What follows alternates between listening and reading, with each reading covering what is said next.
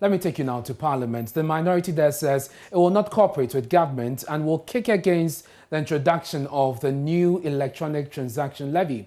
Speaking to JoyNews on the sidelines of a post-budget workshop at Ho in the Volta region, Minority Leader Haruna Idrisu said government is being opportunistic and only seeking to exploit the COVID-19 pandemic, which contributed to a surge in digital transactions. The government is seeking to introduce e-levy or e-transaction levy, call it a mobile phone tax or Momo tax. We stand united collectively against it, and we would not support government. We would not cooperate with government because that will further deepen the suffering of the Ghanaian people. The introduction of that tax handle is simply opportunistic. The number of mobile subscribers and the use of digital platform globally grew up to 68 billion in 2020. And for our purposes, the portfolio grew from 257 billion to 500 billion, largely because of COVID. So you don't have a lazy, convenient way of taxing the consequence of COVID. So people decided to use digital platform because of COVID. We needed to do social distancing. Government is turning around to just take advantage of COVID to introduce what they call a Momo tax. Take for instance, if you chose to pay a medical bill to a doctor by Momo, it means that it will be taxed. There is the danger of you being taxed 7-10 times a day, depending upon how much transfer or remittance you do in a day. So the incidence of double taxation is very grave and it's unavoidable. So it means that if you transacted 100 businesses 100 times in a day on an electronic platform, you will pay that tax 100 times. What it means is that you are reintroducing a functionally cash economy against the development of a digital economy. You know, the Finance Minister, Ken Ofori-Atta, says government will find a way to win the cooperation of the minority on the matter. In an interview with JoyNews on the sidelines of the ongoing Volta Fair, he said Ghana cannot continue to do things the same way. So this historic 10 billion intervention that we have had and finding ways for burden sharing. So we recognize the problems of youth unemployment, the problem of roads, the problem of debt, and we as a nation decide to burden share to break this intractable problem. So it's very exciting seeing the support that he has garnered and seeing some of the entrepreneurs here who are here. And it gives me hope that where we are going with the e-levy is the right way to do that. It's interesting that you mentioned the e-levy. There are already concerns out there that the e-levy amounts to double taxation and inimical to entrepreneurship. That well, if you look at your 2.2 million youth in 1960 to 10.8 million youth, it cannot be that we do things as we do them always. And I think we all need to stretch our minds as to what we want to curtail. The indignity of not having a job, I think, should really manage how the world economy is moving into more of an e-line economy. The old tax handles might not be different.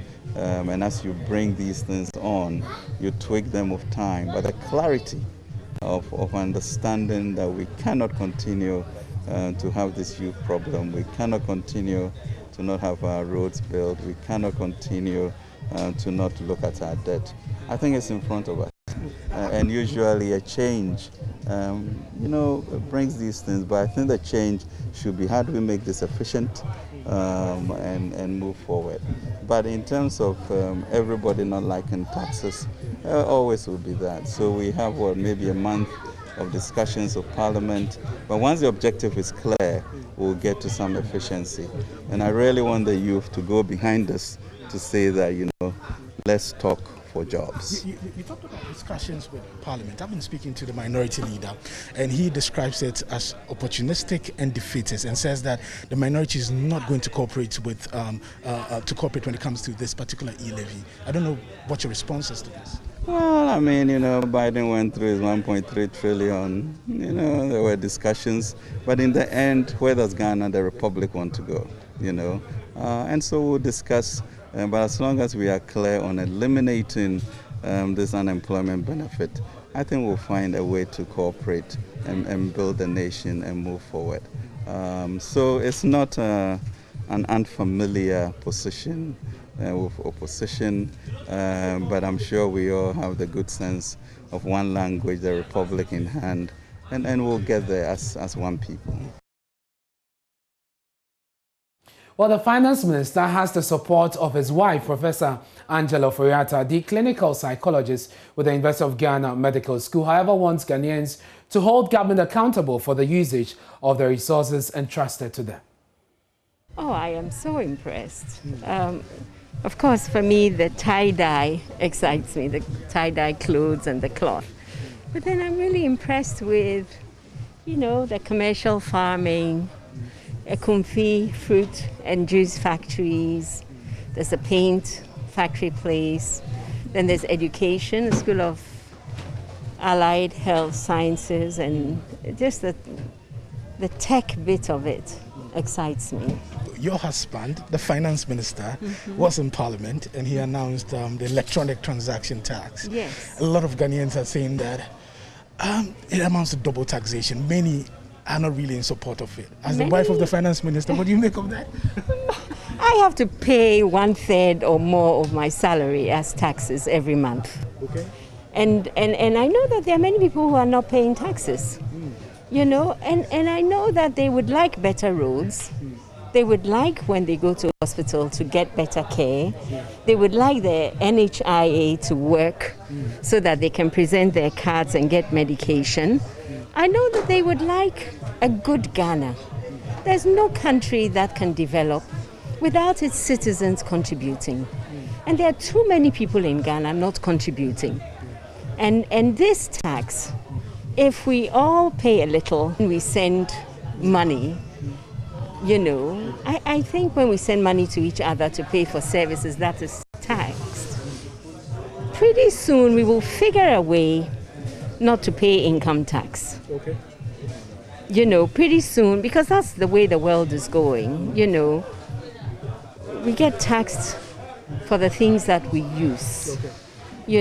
And if it's not a tax that completely wipes you out, or if it is a tax that allows us to have a better life, or in this case, if it is a tax that allows us to create jobs for young people, then I think it's worth it. Okay. So I think we should really be talking about how do we ensure that when the taxes get collected, they get into government chest, number one. Number two, let's press government to use it efficiently and judiciously. Okay. And let's hold government accountable for the jobs and for the programs that it says it will create. I think that is a far better way to go about it. And let the young people get ready to use their talents and be excited that it is their vision and not because they know somebody. And I think that's what this is about, the youth start. I think the self-reliance of Volta and the independence to say, look what we have, come and see it. I think that's what the other regions can learn from it. Let's showcase our region. Let's say that we're a vibrant, region, and we can do things. I think that's what excites me about it.